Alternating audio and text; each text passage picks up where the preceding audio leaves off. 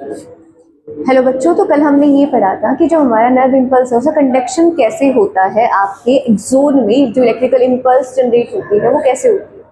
अब होता क्या है बेटा, हम आपका उस इलेक्ट्रिकल इम्पल्स जनरेशन के बेसिस पे आपका एक ग्राफ बना सकते हैं जिसे हम बोलते हैं action potential curve. Action potential curve में आपकी जो एक्स एक्सिस होती है उस पर आपका टाइम होता है, वाई एक्सिस पे आपके पास आपको वोल्टेज देखने को मिलती है। तो जब भी हम इस कर्व को बनाते हैं, कर्व कैसे बनाएंगे, हम किसी सेम मेम्ब्रेन का मॉडल बना के हम जब उसका करंट नापने की कोशिश करते हैं विद इन टाइम, तो हमारे पास एक एक्शन पोटेंशियल कर्व आता है। उस कर्व के आने के बाद अगर हम देखें कि उसके अंदर हमें क्या क्या देखने को मिलता है, तो सबसे पहले जब हमारी जो मेम्ब्रेन है वो -70 मिली वोल्ट पे होती है, इसका मतलब वो रेस्टिंग स्टेट पे है। अगर वो रेस्टिंग स्टेट में है और जैसे ही हमने उसको -55 मिली वोल्ट, जो कि आपका थ्रेशोल्ड पोटेंशियल होता है, वो हम उसे देते हैं, तो धीरे से वो राइज होती है। मतलब आपका जो एक्शन पोटेंशियल है, वोल्टेज है, वो राइज होने लगती है। और राइज क्यों हो रही होती है, क्योंकि हमारे पास जैसे थ्रेशोल्ड पोटेंशियल आता है, हमारा जो नेक्स्ट स्टेप होता है डीपोलराइजेशन होता है सोडियम के अंदर आने की वजह से। जैसे डीपोलराइजेशन होगा, आपका जो पोटेंशियल है वो पॉजिटिव की तरफ जाएगा। तो डीपोलराइजेशन होता है जब पोटेंशियल किसकी तरफ जाता है, पॉजिटिव की तरफ जाता है। जैसे ही डीपोलराइजेशन से आपका रीपोलराइजेशन होता है, वापस जो आपके पोटेशियम आयन है वो बाहर जाते हैं, रीपोलराइजेशन होता है, तब जो आपका पोटेंशियल है वो किस साइड आता है, आपके नेगेटिव की साइड आता है। कहाँ आता है, आपके नेगेटिव की साइड। और नेगेटिव की साइड आने के बाद एकदम से देखो, होना क्या चाहिए था, जैसे नेगेटिव पोटेंशियल आपका आ रहा है, आपका रीपोलराइजेशन हो रहा है, आपका पोटेंशियल आपका -70 मिली वोल्ट पे आ जाना चाहिए था, पर हुआ नहीं। पोटेंशियल ने एक स्लाइट डिप लिया। क्या लिया, एक स्लाइट डिप। बेटा इस डिप में क्या कंडीशन आती है, इस डिप में हमारे पास हमारी मेम्ब्रेन हाइपर पोलराइजेशन कंडीशन में आ जाती है। किसमें आ जाती है, हाइपर पोलराइजेशन कंडीशन में आ जाती है। और ये डिप आने के बाद थोड़े टाइम बाद आपका फिर से रेस्टिंग मेम्ब्रेन पोटेंशियल क्या होता है, रिस्टोर होता है। तो जो हमारे पास डिप देखने को मिल रहा है जिसमें आपकी मेम्ब्रेन हाइपर पोलराइजेशन पे चलेगी बेटा, इसको हम बोलते हैं रिफ्रैक्टरी पीरियड। क्या बोलते हैं, refractory period. Refractory period real में होता क्या है, एक स्मॉल अमाउंट का टेम्परेरी पीरियड जिसके अंदर हमारा जो न्यूरॉन है वो अनरिस्पॉन्सिव होता है। क्या होता है, अनरिस्पॉन्सिव। और ये रिफ्रैक्टरी पीरियड इंश्योर करता है कि जो हमारा फ्लो है किसका, आपके इम्पल्स का, वो हमेशा वन डायरेक्शन में रहे, बाई डायरेक्शन ना हो। ठीक है। उसके अलावा हमारे पास एक टर्म हो गया आपकी रिफ्रैक्टरी पीरियड। एक टर्म और आते हैं हमारे पास, सोल्टेटरी कंडक्शन। सोल्टेटरी कंडक्शन क्या होता है, fast conduction of nerve impulse. कैसे, हमारा जो माइलिनेटेड न्यूरॉन था, हमने कहा था जो माइलिन शीथ होती है वो इस तरीके से होती है, और जहां पे माइलिन शीथ प्रेजेंट नहीं होती उसे हम नोड्स ऑफ रनवीर बोलते हैं। बेटा जो आपकी माइलिन शीथ होती है ना, वो कोई भी इम्पल्स कंडक्ट नहीं कर सकती है।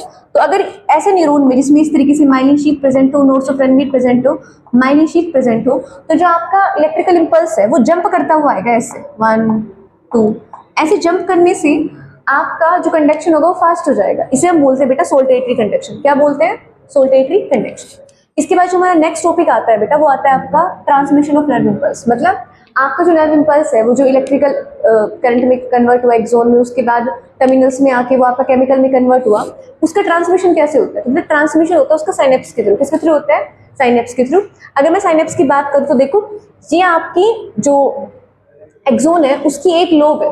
तो देखो सबसे पहले आपका साइनेप्स 3 चीजों से मिलकर बना हुआ होता है। सबसे पहले आपकी जो लोब होती है उसकी मेम्ब्रेन को हम बोलते हैं प्री साइनेप्टिक, मतलब साइनेप्स से पहले की मेम्ब्रेन, प्री साइनेप्टिक मेम्ब्रेन। उसके बाद जो आपका नेक्स्ट न्यूरॉन होता है ये उस डेंड्रियाट है, उसका क्या है, डेंड्रियाट है। तो डेंड्रियाट की मेम्ब्रेन कहलाती है पोस्ट साइनेप्टिक मेम्ब्रेन। क्या कहलाती है, पोस्ट साइनेप्टिक मेम्ब्रेन। तो आपके पास होती है pre synaptic membrane, post synaptic membrane, और बीच में आता है आपका सिनेप्टिक क्लेफ्ट। क्या आता है, सिनेप्टिक क्लेफ्ट। तो ये होता है आपका synapse, pre synaptic membrane, synaptic cleft, post synaptic membrane.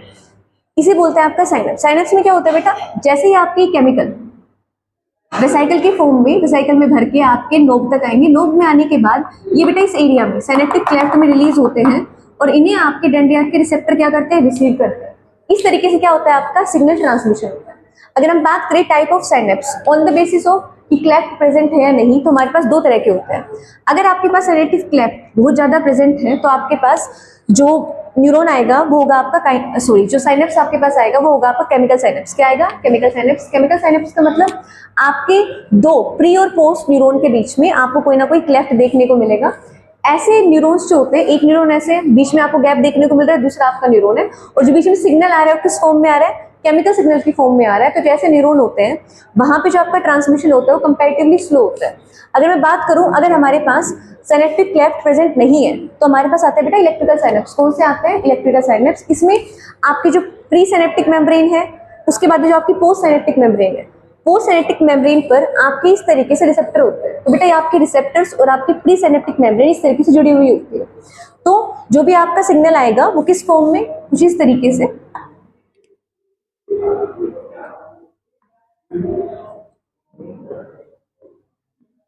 से कंडक्ट हो जाएगा सीधा सीधा, कोई भी आपके बीच में गैप नहीं देखने को मिलेगा। और जो आपके इलेक्ट्रिकल साइनेप्स होते हैं बेटा ये आपकी फास्ट कंडक्शन करते हैं। केमिकल साइनेप्स के बारे में एक और बात बेटा, इसमें यूनि डायरेक्शनल फ्लो होता है और इलेक्ट्रिकल साइनेप्स में आपके पास बाई डायरेक्शनल फ्लो देखने को भी मिल सकता है। अब बेटा आप इसे नोट कर लो एक बार।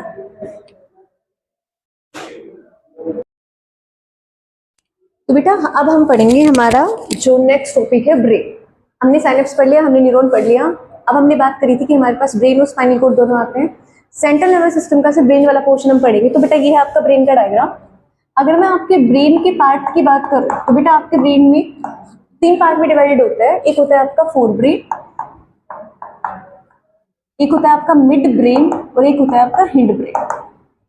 ठीक है, अगर मैं फोर ब्रेन की बात करूं तो फोर ब्रेन में आता है आपका सेरिब्रम। क्या आता है? सेरिब्रम। हम अगर सेरिब्रम की बात करते हैं, देखो ये जो आपका माइंड आपको या आपका जो ब्रेन आपको दिख रहा है ये आपको इस साइड का व्यू दिख रहा है, ये साइड का व्यू। अगर मैं आपके ब्रेन का फ्रंट ये वाला व्यू दिखाऊं तो आपका ब्रेन कुछ आपको ऐसे देखने को मिलेगा, इस तरीके से। इस तरीके से आपका जो सेरिब्रम होता है ना बेटा, ये 2 पार्ट में डिवाइड होता है, एक राइट ब्रेन, एक आपका लेफ्ट ब्रेन, या फिर एक राइट सेरिब्रल हेमिस्फीयर, एक आपका लेफ्ट सेरिब्रल हेमिस्फीयर। और इन दोनों हेमिस्फीयर को जोड़ने के लिए एक कनेक्टिव टिश्यू होती है जो इसके बीच में प्रेजेंट होती है, उसका नाम होता है कॉर्पस कोलोसम। ठीक है, तो देखो हमारे जो ब्रेन का फोर ब्रेन है उसमें हमारा जो पहला पार्ट आता है वो आता है आपका सेरिब्रम। सेरिब्रम जो होता है वो आपका 2 पार्ट में डिवाइड होता है, राइट ब्रेन और लेफ्ट ब्रेन। राइट ब्रेन और लेफ्ट ब्रेन को जोड़ने के लिए हमारे पास एक कनेक्टिव टिश्यू होती है जिसका नाम है कॉर्पस कोलोसम। उसके बाद देखो सेरिब्रम के बाद हमारे फोर ब्रेन के अंदर 2 चीजें और आती है। ये आपके पिट्यूटरी ग्लैंड है, ये वाली आपके पिट्यूटरी ग्लैंड है। पिट्यूटरी ग्लैंड के नीचे आपका प्रेजेंट होता है थैलेमस, ठीक है, और उसके नीचे प्रेजेंट होता है आपका हाइपोथैलेमस, ये भी आपके फोर ब्रेन में आता है। इसके अलावा हाइपोथैलेमस के नीचे 2 पार्ट और प्रेजेंट होते हैं, एमीगार्डला और आपका हिप्पोकैम्पस। कौन सा? एमीगार्डला और आपका हिप्पोकैम्पस। अगर मैं एमीगार्डला और हिप्पोकैम्पस को और आपके इस सेरिब्रल कॉर्टेक्स के इस सेरिब्रल हेमिस्फीयर के इनर पार्ट को, इस इंटरनल पार्ट को जोड़ लूं तो amygdala, hippocampus plus inner part of cerebral hemisphere आपका बनाता है लिम्बिक सिस्टम। क्या बनाता है? Limbic system. लिम्बिक सिस्टम आपकी बॉडी में क्या कंट्रोल करता है बेटा? सेक्स बिहेवियर, एक्साइटमेंट हो गई, इमोशंस हो गए, रेज हो गया, एंगर हो गया, इसे कौन कंट्रोल कर रहा होता है? आपका लिम्बिक सिस्टम। किस किस से बना होता है बेटा? एमीगार्डला, हिप्पोकैम्पस प्लस आपका जो इनर पार्ट है सेरिब्रल हेमिस्फीयर का, उससे बना होता है। तो देखो सबसे पहले हमारे पास कौन सा था? आपका फोर ब्रेन, राइट और लेफ्ट में डिवाइडेड है। क्या क्या प्रेजेंट है फोर ब्रेन में सेरिब्रम के अलावा? थैलेमस और हाइपोथैलेमस। सेरिब्रम के बारे में एक बात बेटा, इसमें ग्रुप ऑफ न्यूरॉन्स होते हैं और वो न्यूरॉन्स कॉन्वोल्यूटेड, मतलब ऐसे घूमी हुई स्ट्रक्चर आपको इसमें देखने को मिलेगी इस तरीके से। इन्हें कैल्कुलाई गायराई भी कहते हैं जनरली, पर इसमें आपको ग्रुप ऑफ न्यूरॉन्स देखने को मिलते हैं। इसके बाद आता है बेटा आपका मिड ब्रेन। आपका जो मिड ब्रेन होगा यहाँ पे आपका मिड ब्रेन प्रेजेंट होगा, ठीक है। और अगर मैं आपके हिंड ब्रेन की बात करूँ तो आपके हिंड ब्रेन में 3 चीजें मिलेंगी आपको। पोन्स, सेरिबेलम, सेरिबेलम बिल्कुल आपको कॉलीफ्लावर जैसा दिखेगा बेटा, इसमें भी ग्रुप ऑफ न्यूरॉन्स पाए जाते हैं। उसके बाद आएगा आपका मेडुला, उसके बाद आती है बेटा आपकी स्पाइनल कोड। तो जो आपका मेडुला होता है वो आपकी स्पाइनल कोड को कनेक्ट करता है, मतलब जो आपका ब्रेन का वो पार्ट जो आपके स्पाइनल कोड से कनेक्ट करेगा वो कौन सा होगा? आपका मेडुला। अगर मैं बात करूं हमारे पोन्स, मेडुला और आपके मिड ब्रेन की, तो बेटा ये तीनों मिलके आपका क्या बनाते हैं? ब्रेन स्टेम बनाते हैं। क्या बनाते हैं? Brain stem. एक बार फिर से देख लो, हमारा ब्रेन 3 पार्ट में डिवाइडेड होता है, fore brain, mid brain, hind brain. Fore brain में क्या क्या आता है? सेरिब्रम। सेरिब्रम क्या है बेटा? आपके ब्रेन का कॉन्वोल्यूटेड पार्ट है, घुमा हुआ पार्ट है, जिसमें कैल्कुलाई गायराई इस तरीके से घूमी हुई स्ट्रक्चर होती है, ग्रुप ऑफ न्यूरॉन्स प्रेजेंट होते हैं, इसलिए इस तरीके का आपको दिखता है। आपको जो सेरिब्रम है वो अपर फ्रंट पोर्शन से 2 पार्ट में डिवाइडेड होता है, राइट ब्रेन, लेफ्ट ब्रेन, जुड़ा किससे होता है? कॉर्पस कोलोसम में कनेक्टिव टिश्यू से। इसके बाद आता है आपके पास सेरिब्रम के बाद फोर ब्रेन में ही थैलेमस और फिर उसके नीचे हाइपोथैलेमस। हाइपोथैलेमस के नीचे आपके पास 2 कंपोनेंट और प्रेजेंट होते हैं, एमीगार्डला और आपका हिप्पोकैम्पस। अगर मैं एमीगार्डला, हिप्पोकैम्पस और inner part of cerebral hemisphere को जोड़ दूं तो वो क्या बनाता है? आपका लिम्बिक सिस्टम। लिम्बिक सिस्टम आपका sex behaviour, excitement, emotional changes और एंगर या रेज क्या करता है? आपका कंट्रोल करता है। इसके बाद आता है हमारा मिड ब्रेन, उसके बाद आता है हमारा हिंड ब्रेन जिसमें आपके पास आता है पोन्स, मेडुला और सेरिबेलम। मेडुला जो होता है वो आपकी स्पाइनल कॉर्ड से कनेक्टेड होता है। और अगर हम बात करें ब्रेन स्टेम की तो पोन्स, मेडुला और आपका मिड ब्रेन क्या बनाते हैं आपकी ब्रेन स्टेम। एक बार डायग्राम देखो बेटा।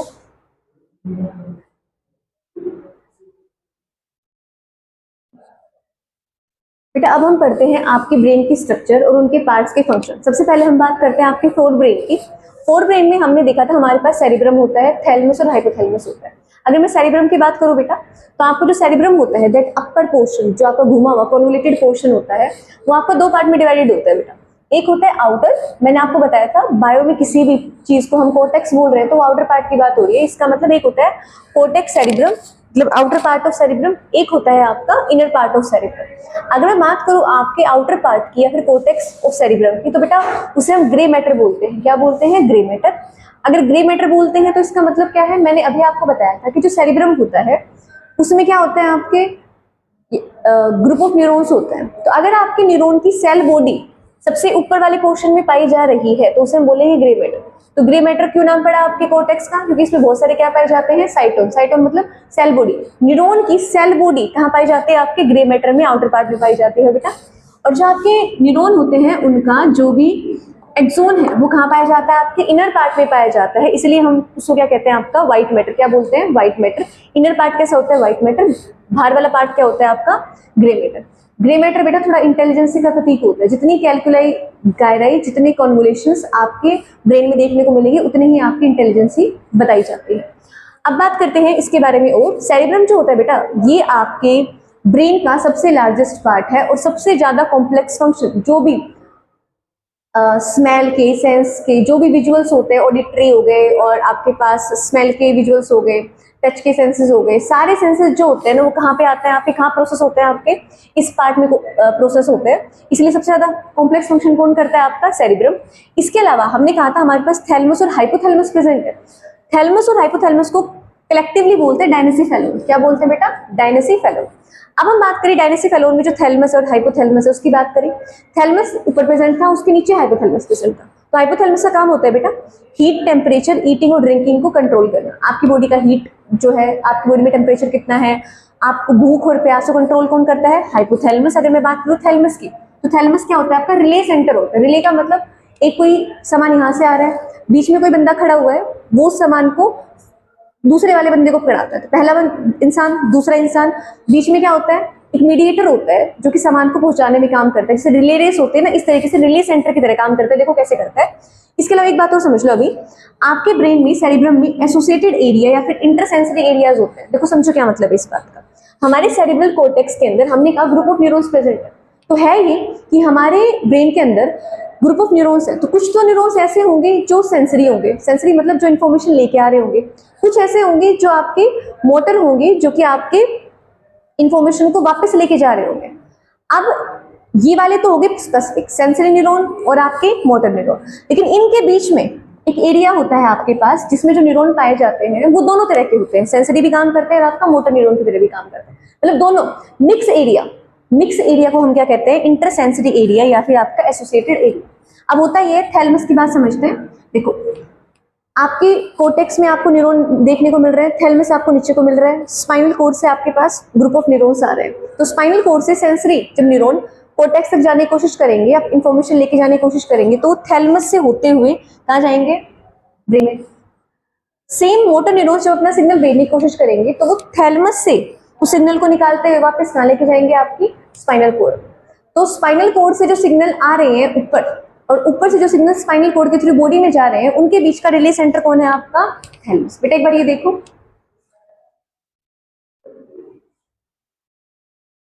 अब बात करते हैं बेटा आपके फोर ब्रेन की बात हो चुकी है, हम बात करते हैं मिड ब्रेन की। अगर हम मिड ब्रेन की बात करें तो ये कहाँ प्रेजेंट होगा? पोजीशन की बात करते हैं तो ये प्रेजेंट होगा बेटा बिटवीन आपके डायनेसिफेलोन। डायनेसिफेलोन क्या था? आपका थैलेमस और हाइपोथैलेमस, और आपके हिंड ब्रेन के बीच में आपका मिड ब्रेन प्रेजेंट होगा। आपके मिड ब्रेन में 4 स्मॉल लोब्स प्रेजेंट होते हैं डोर्सल साइड में। डोर्सल साइड में मतलब बैक साइड में, सेंटर के आपका जो ब्रेन है उसके बैक साइड में, इसके मिड ब्रेन के बैक साइड में आपके पास क्या प्रेजेंट होगी? 4 स्मॉल लोब्स प्रेजेंट होती है जिनका नाम है कॉर्पोरा क्वाड्रिगेमिया। क्या नाम है? कॉर्पोरा क्वाड्रिगेमिया। इसके बाद हम बात करते हैं आपके मिड ब्रेन में एक और सेरेब्रल एक्वाडक्ट। डायग्राम में देखना एनसीईआरटी में एक येलो कलर की पतली सी लाइन जा रही होगी, ऐसे येलो कलर की। सेरिब्रल एक्वाडक्ट जो होती है बेटा वो आपके मिड ब्रेन से पास करती है और आपके हिंड ब्रेन तक जाती है। सेरिब्रल एक्वाडक्ट का काम क्या होता है? इसका काम होता है सेरिबोस्पाइनल फ्लूइड। क्या होता है? सेरिबोस्पाइनल फ्लूइड।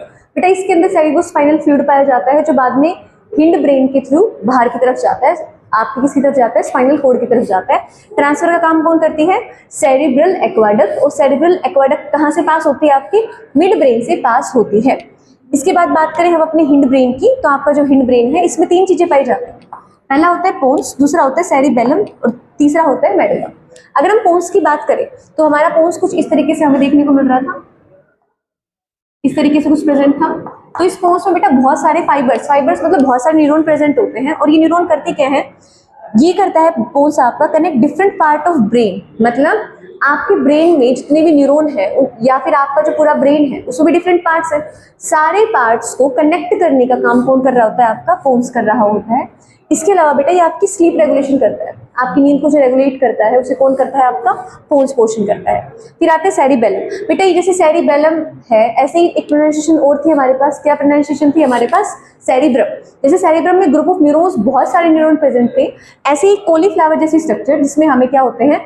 बहुत सारे न्यूरॉन प्रेजेंट होते हैं। और ये फंक्शन क्या करते हैं? हमारा बैलेंस मतलब हमने कहा सावधान आप खड़े हो जाओ, पोस्चर हम बिल्कुल सीधे खड़े हुए हैं, इस पोस्चर और बैलेंस को कौन आपका मेंटेन कर रहा है? आपका सेरिबेलम। उसके बाद बात करें मेडुला की, याद करो मेडुला जो है हमने पढ़ा था रेस्पिरेटरी रिदम सेंटर के, जो रेस्पिरेटरी रिदम सेंटर होता है वहां पे हमने मेडुला पढ़ा था, या फिर अपनी रेस्पिरेटरी कंट्रोल में रेगुलेशन में हमने अपना मेडुला पढ़ा था। तो मेडुला की बात करें बेटा तो ये रेस्पिरेशन को कंट्रोल कर रहा होता है और आपके कार्डियोवैस्कुलर रिफ्लेक्सेस को कंट्रोल कर रहा होता है। इसके अलावा जो आपका वोमिटिंग सेंटर है, वोमिटिंग सेंटर भी कौन सा होगा? आपका मेडुला। कौन सा होगा बेटा? आपका मेडुला। तो देखो हमने इस चैप्टर को पूरे तरीके से पढ़ लिया है, हमने न्यूरॉन्स भी पढ़ लिए हैं, हमने ब्रेन भी पढ़ लिया है बेटा। नेक्स्ट क्लास में बात करते हैं, ये चैप्टर आराम से एनसीईआरटी से रीड करना और एमटीजी के क्वेश्चंस लगा लेना। थैंक यू बेटा।